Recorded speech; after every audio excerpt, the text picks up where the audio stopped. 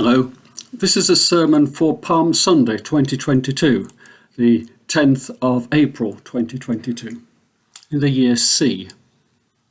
The readings are Isaiah 50, 4 to 9, Philippians 2, 5 to 11, and Luke 19, 28 to 40.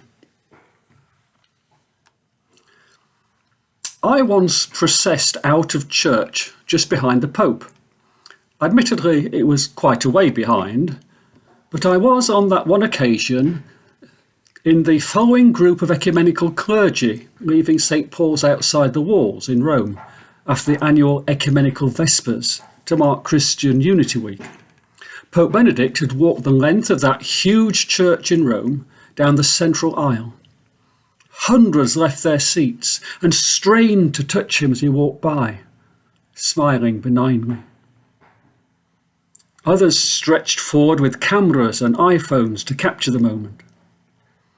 As a New Zealander, I could not help but notice the surprising scrummaging skills on display as nuns fought their way to the front of the cheering, clapping crowd of worshippers.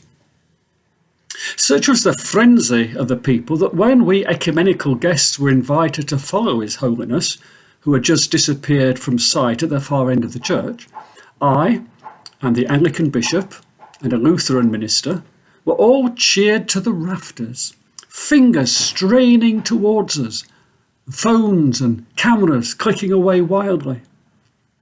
I'm sure they didn't have a clue who we were, but by then they didn't seem to care.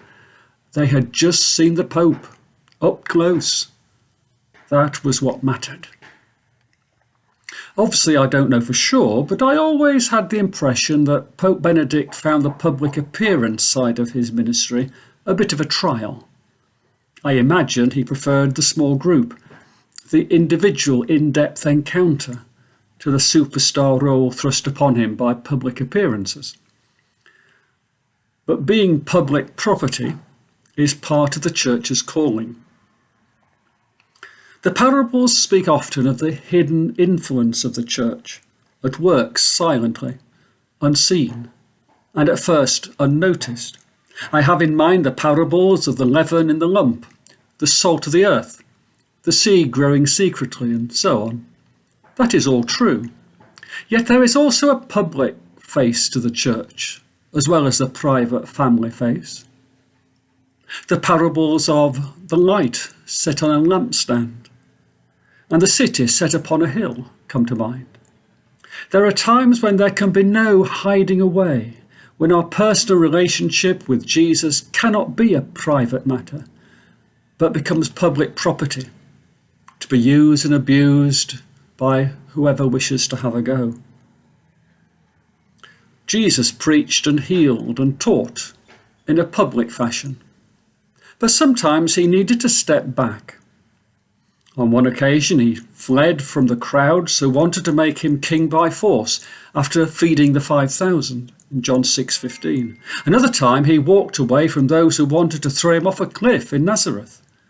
And another crowd which picked up stones in Jerusalem, ready to stone him in John 10:39. Much of his teaching seems to have been of necessity to his gathered disciples away from the crowds, such as in Matthew 13:36, when Jesus privately explains the parable of the weeds. But at other times, such as the Sermon on the Mount, in full public view. On Palm Sunday, Jesus hands himself over irrevocably to the public.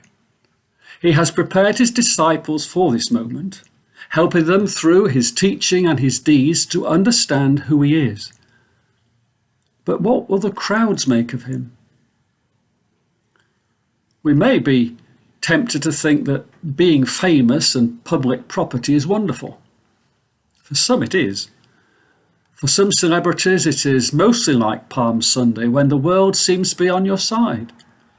But few celebrities get through their career without a few moments like Good Friday, when the world turns against you. Life as a TikTok influencer, I believe, can be a precarious way of life. Say the wrong thing and you're quickly cancelled. To be in the public eye only seems glamorous, but it can be crucifying. Politicians pose for photos with their family and pets to try and evoke empathy from the public. But before long, they can have their wardrobe criticised, their sexual peccadillos laughed at, and if you're as unfortunate as the former leader of the UK Labour Party, even have the way you eat a bacon sandwich held up as a reason for ridicule and rejection. In today's world, it's no wonder that so many Christians want to have a private faith. Even in the West, where we do not face the danger of death, torture or destruction of home and business, like so many believers face in other parts of the world. Today's secular society is always ready to have a dig, always prone to sneer, always ready to set up an Aunt Sally of an argument to deride the church. Never mind the times when we deserve to be taken to task. Yes, being an anonymous Christian certainly has its attractions. If only it could be always like Palm Sunday. Many of us would go for that. But we don't want to face Good Friday, and so we keep our heads down. Jesus couldn't keep his head down and keep faith. Neither can we hide our light under a bushel forever. There are times when we simply have to stand up and be counted, come what may. Sometimes you end up getting involved when you haven't chosen to lift your head above the parapet at all. Sometimes it's other people or just circumstances that draw you in from the periphery. There are an awful lot of people standing in pulpits, serving in soup kitchens, or tending the wounds of the refugee, who never expected or planned to end up where they are. Have you ever thought about the family which owned the donkey? Presumably they had some contact with Jesus and his disciples because they dutifully let their donkey go when the disciples said, "The Lord has need of it." But for all we know, they hardly knew Jesus. What will you do if the Lord suddenly turns up in your life and says he needs something of you? How much would you give? I heard recently of a child asking her teacher whether Jesus ever gave the donkey back. We don't know the answer to that one. He promised to send it back according to Mark 11:3. But it does pose the question whether we give to the Lord only if we think we are going to get it back. Or do we offer what we have despite the cost? There's no getting away from it this week. Obedience is costly. For Jesus to remain obedient to his Father's will, he had to pay the ultimate price. This is also true today for some Christians. Some may go to church without being sure they will be able to come home again. Faith is often public, even if it would be easier to keep it private. More Christians died for their faith in the 20th century than in all other centuries combined. In those formerly Christian countries in the West, the days are gone when expressing a Christian faith or following a Christian vocation brought any sort of public admiration or respect. People today are more likely to be indifferent or suspicious and think you might be a little odd or a bit simple-minded. Yet Christ had done only good things to people, and they still did away with him. Our readings from Isaiah and Philippians tell the same story. Isaiah is one of those so-called servant songs, in which the servant remains faithful and delivers his message of comfort and hope to a downtrodden people, despite the humiliation and the torture of those who would beat him, insult him, pull out his beard, and spit in his face. He trusts God will stand by him and vindicate him in the end.